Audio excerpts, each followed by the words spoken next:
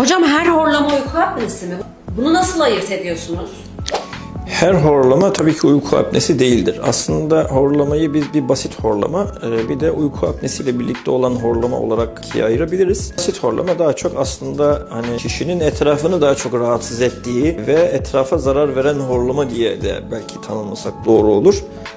Ama apne ile birlikte olan horlamayı bahsedersek burada o zaman kişinin kendine verdiği zarar biraz daha ön plana çıkacaktır. Yani özellikle apnenin de derecesine göre uzun vadeli apne problemli kişilerde tansiyon yüksekliği, işte kalp hastalıkları, akciğer problemleri falan, iktidarsızlık tarzı böyle birçok farklı problemle karşılaşma ihtimalimiz var. Dolayısıyla özellikle apnenin de birlikte olduğu horlamaların mutlaka tedavi edilmesi gerekmektedir.